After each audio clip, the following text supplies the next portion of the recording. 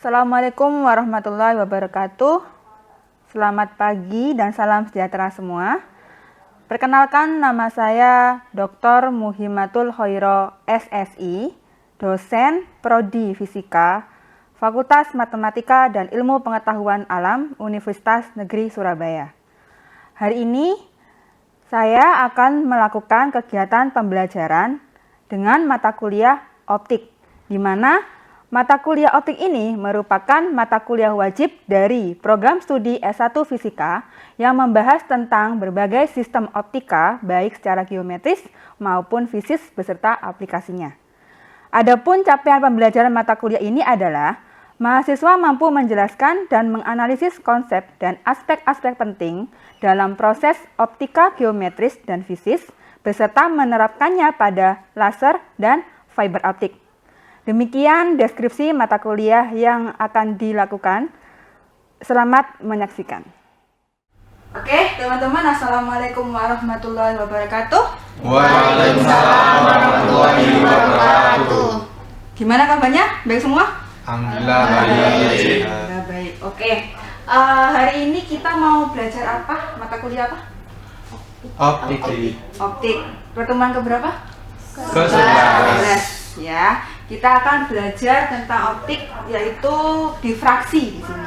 Tapi sebelum kita belajar, kita akan mulai dengan berdoa terlebih dahulu agar semua kegiatan pembelajaran kita berjalan dengan lancar. Oke?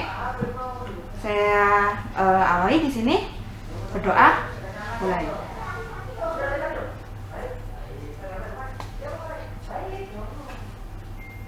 Berdoa tak pernah selesai. Oke, kemarin saya lihat ini sudah full semua ya yang datang ya. Berarti ini semua sudah datang ya, nggak ada yang absen? Atau di sini yang datang ada yang sakit ngomong? Enggak ya, alhamdulillah sehat semua. Oke. Minggu kemarin kita bahas apa? Bahas apa? Interferensi. Apa itu interferensi? Sifat cahaya ya. Jadi sifat cahaya ada apa aja, teman-teman? Kemarin sudah dibahas dari pertemuan pertama sampai pertemuan sekarang. Ada yang bisa menjelaskan? Pertemuan pertama bahas apa? Lupa. Apa? Pemantulan. Terus kedua, pembiasan. Astaga, selali kakean libur ini. Terus pertemuan ketiga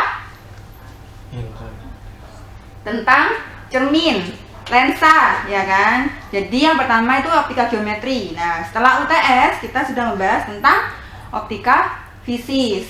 Kemarin sudah membahas tentang interferensi. Sekarang kita membahas tentang difraksi. Nah, itu sudah semua tercatat pada RPS kita. Dibaca lagi RPS-nya ya. Itu ada beberapa tujuan di sini.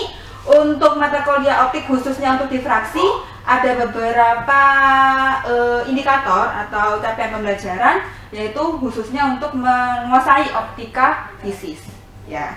Jadi pertemuan kemarin sekarang itu masih nyambung, yaitu dengan hubungannya dengan optika fisis ya. Oke. Nah, kita ngomong masalah difraksi berarti kita ngomong masalah optik. Optik itu apa kemarin? Berhubungan dengan cahaya. Coba sih. Oke, berhubungan dengan cahaya, sifat-sifat cahaya ya. Nah, ini ada contoh ya, contoh fenomena cahaya di sekitar kita. Ada yang belum pernah lihat ini? Sudah. Ada yang sudah pernah pakai CD? Sering. Sekarang sudah nggak pakai CD ya. Terus mungkin suka jalan-jalan, naik gunung gitu kan, sering lihat ini ya. Apa ini? Awan. Biasanya terjadi pada apa? Waktu apa? Sore ya kan? Oke. Terus ini yang suka main-main anak kecil. Ya, siapa yang nggak suka main gelembung? Atau pas kecil, saat kecil kalian nggak pernah main gelembung siapa? Nggak ada ya? Udah pernah main gelembung semua ya? Kalau semuanya belum berarti ya masa kecil kurang bahagia aja ya. Mohon maaf ya. Nah, terus habis itu ini apa? Bayangan pintu ya. Seandainya biasanya itu kalau kalian itu melihat ini tuh biasanya terjadi pada waktu apa? Siang hari dan Siang? sore. Sore ya. Malam bisa nggak? Nggak bisa. Enggak, ya gitu. Soalnya kan ini biasanya terjadi pada sinar matahari aja, ya. Oke. Nah, ini kira-kira ini saya tunjukkan ini adalah fenomena dari difraksi. Apa kesamaan dari keempatnya? Pola gelap terangnya. Angkat tangan, nama, silakan jawab. Ya. Baik, terima kasih Bu Ima atas kesempatannya. Dari keempat gambar tersebut memiliki kesamaan yaitu pola gelap terangnya. Oh, pola gelap terang. Ya, berarti di sini ada gelap terang ya. Di sini ada hitam-hitam gitu ya. Ini juga ada sebenarnya kalau mau diperbesar ada black spotnya ya, ada titik-titiknya. Itu juga gelap terang. Oke, terima kasih Yara. Ada lagi yang mau menambahkan? Mungkin? Saya, Ya. Rizky Ramadhani, izin menambahkan untuk pendapat terkait difraksi sendiri kurang lebih sama karena adanya yang menghalangi cahaya tersebut pada saat menempuh cahaya tersebut, makanya adanya pola gelap terang di dalam keempat gambar tersebut, fenomena empat gambar tersebut seperti itu. Oh gitu. Jadi ada apa tadi kata kuncinya? Ada yang menghalang sehingga terjadinya adanya pola gelap terang pada keempat gambar tersebut. Oke, ada yang menghalangi. Berarti ada penghalang ya di sini ya. Nah, di sini penghalangnya apa? CD. Penghalangnya apa? Terkait CD sendiri, izin menambahkan Bu, Iya. untuk CD sendiri itu kan memang tidak terlihat pola penghalang cahaya karena ada di CD tersebut ada lubang-lubang kecil sehingga terjadinya ada pola gelap terang di CD tersebut. Oke. Ya, CD. Terus ini apa penghalangnya?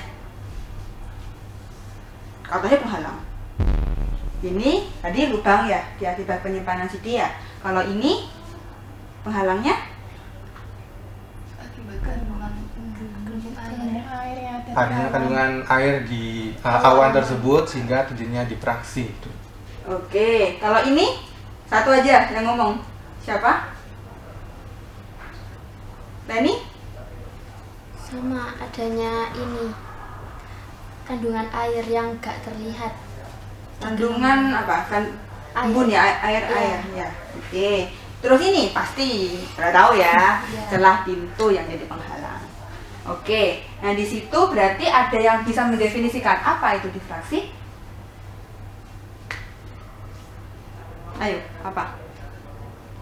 Simpulkan semua. Oke. Izin menjawab Ibu, saya Ferdian. Izin menjawab untuk difraksi itu pembelokan cahaya karena ada celah atau penghalang ya.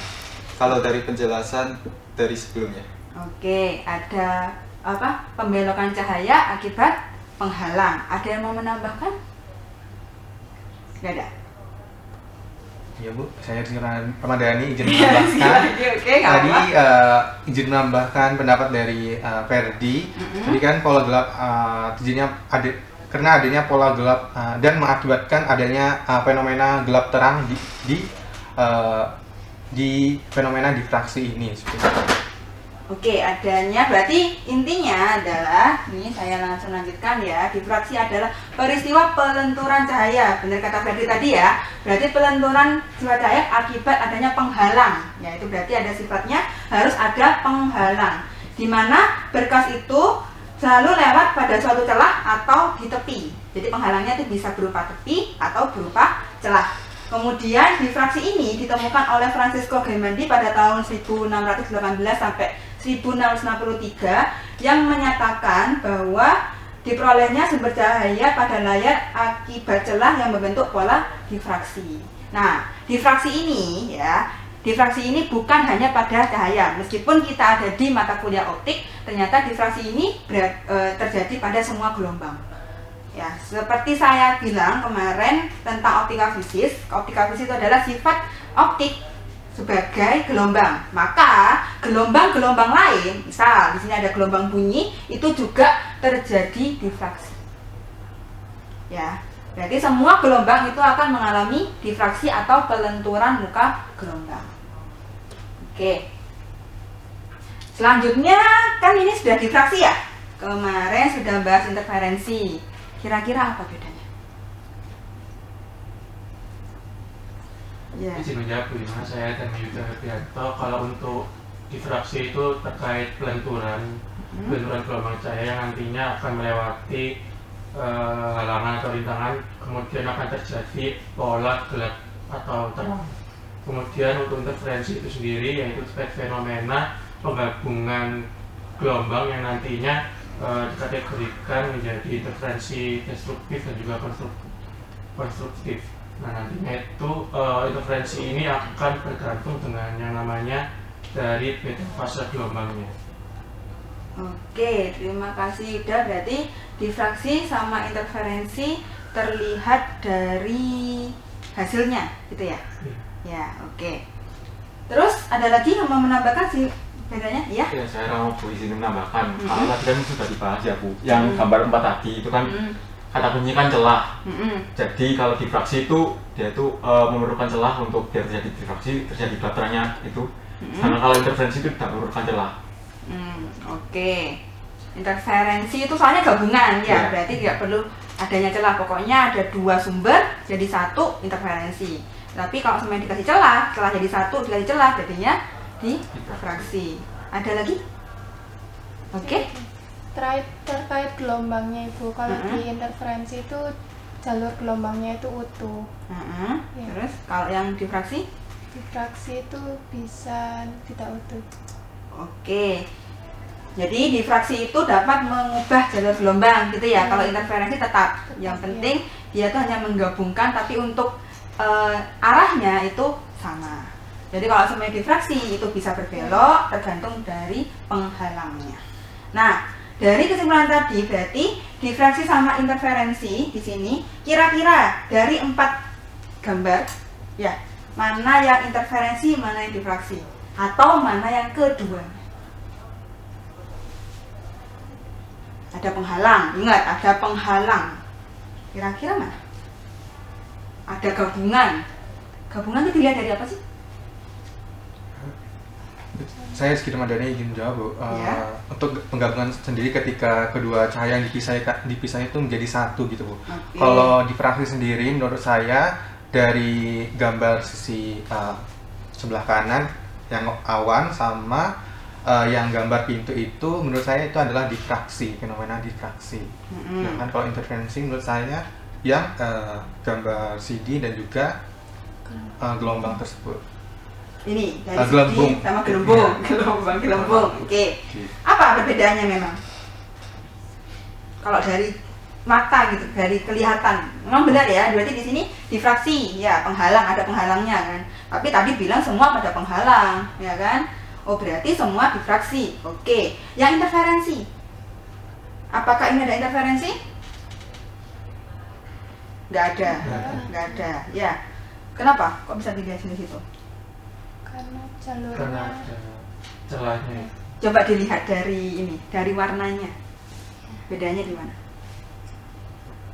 Kalau yang 2 ini ada warna nggak? Ya, Ada. Oh ini ada warna nggak? Nggak ada. Nah, warna itu adalah hasil dari interferensi. Karena kan panjang gelombangnya bisa beda, ya kan? Panjang gelombang beda jadi satu menimbulkan warna baru.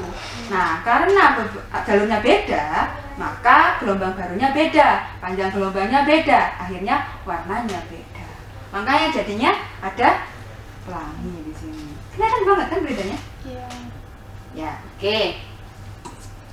Nah, ini sudah disebutkan semua ya. Jadi ada perbedaannya, ada pelenturan, kalau difraksi, kalau interferensi, superposisi, gabungan. Sudah disebutkan sama Yuda.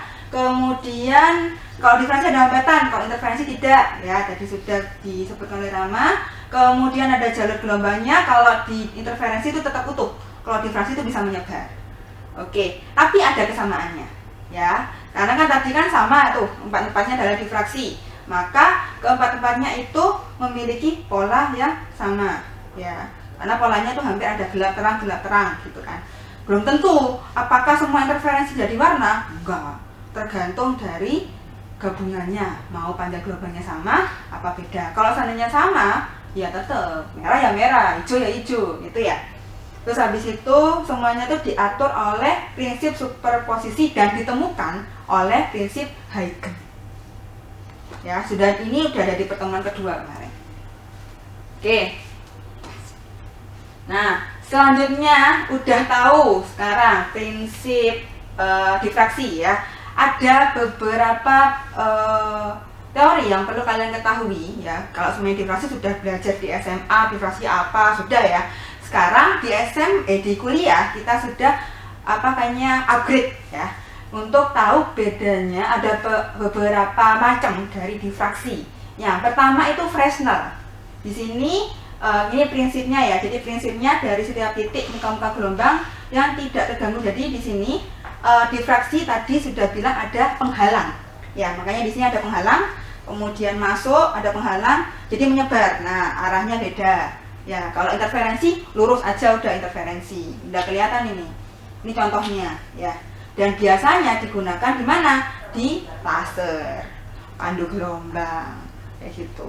Bahkan di material, untuk karakterisasi material juga menggunakan difraksi. Nah, jenis-jenisnya ini ya muka gelombangnya. Tadi salah satu cirinya yaitu tentang pelenturan gelombang. Ini lentur gelombangnya. Awalnya kayak gini, setelah jadi penghalang berubah, ini kayak gini, terganggu. Nah, perubahan ini berarti kalau semuanya dia itu ke bawah, ya ini ke bawah, ini ke bawah, itu nanti akan menimbulkan gelap. Kalau dia ke atas, berarti terang. Makanya kalian bisa lihat gelap terang itu karena gelombangnya kayak gini. Gitu, akibat penghalang. Ya, kalau digrafikkan,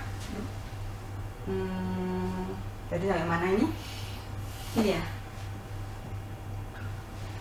Nah, ini untuk muka gelombangnya. Ini nanti saya tunjukkan ada simulasinya menggunakan Python. Nanti kalian bisa coba-coba gimana sih bentuk gelombangnya kalau jadi penghalang A, B, C gitu. Nah, bentuk gelombangnya itu berubah akibat penghalangnya. Penghalangnya beda-beda ya. Karena perbedaan penghalang itu, maka difraksi dibagi menjadi dua macam. Ya, ada difraksi Fresnel, ada difraksi Fraunhofer. Udah pernah dengar? Belum. Ya, belum kan? Nah, ini diambil dari nama penemunya. Ya, yang pertama yang ditemukan adalah difraksi Fresnel.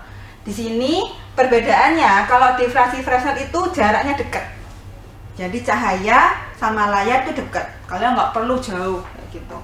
Nah, habis itu yang paling penting itu di sini.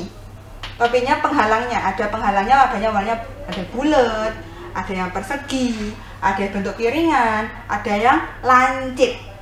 Ya, ini biasanya sering digunakan di pabrik-pabrik untuk mengetahui ketajaman dari semuanya, mau buat pisau, mau buat blade gitu kan. Nah, ketajamannya itu nggak mungkin kan kita mengukur ketajamannya berapa, dilihat dari sem-sem, mahal juga kan.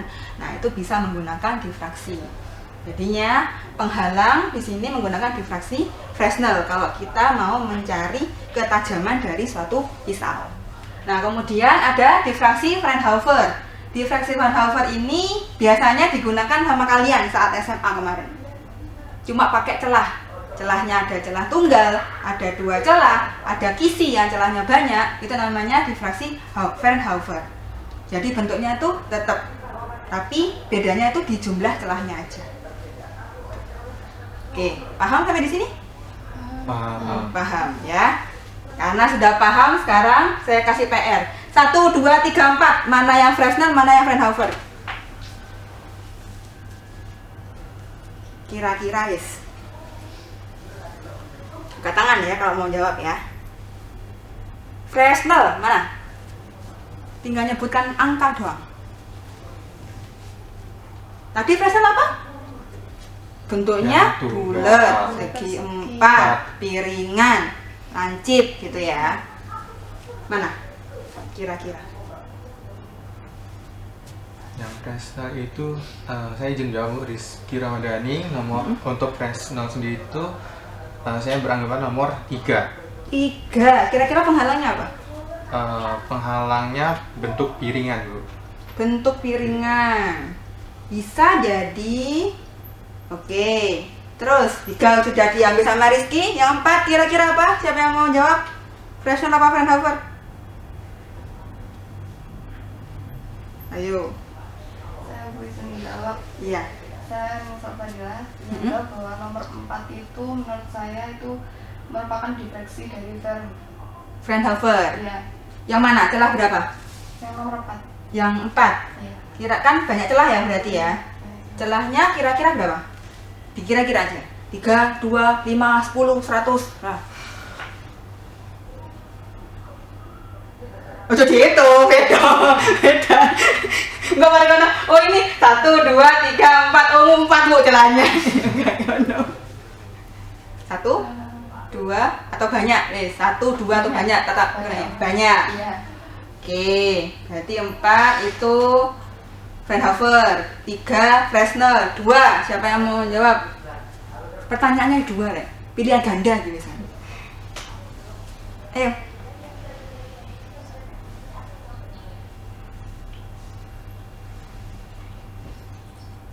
Siapa? Apa? Ayo. 2 1 itu sama-sama abu-abu. Oh, tahu kalian sukanya yang warna-warni ya. Ya udah nanti tak kasih warna merah deh. Ya gak bisa tapi masalahnya. Apa? Surya? Yang 2 sepertinya Fresnel. Fresnel celah apa? Persegi. Celah persegi. Oke, saya skip dulu ya. Nanti kita tunjukkan jawabannya. Oke, menurut Surya nomor 2 itu Fresnel yang persegi. Berarti ini sudah terjawab. Ini Fresnel persegi. Ini Fresnel piringan ya, betul ya? Terus 4 ini apa? Fraunhofer yang celah banyak. Oke. Yang terakhir nomor 1.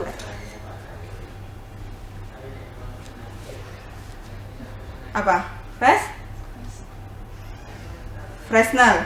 Tak kasih bocoran Fresnel. Tapi apa penghalangnya? Nah tadi saya bilang yang lancip-lancip itu apa? Kisi.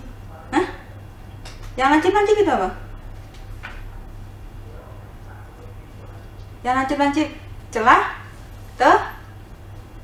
tepi. Ya, wes paling angel padahal paling gampang ya. Gimana ya? Oke. Ya udah kesimpulannya kita lihat. Nah, ini Fresnel. Tadi persegi masalah ya. Jadi di sini ini bentuknya bukan piringan tapi bulat.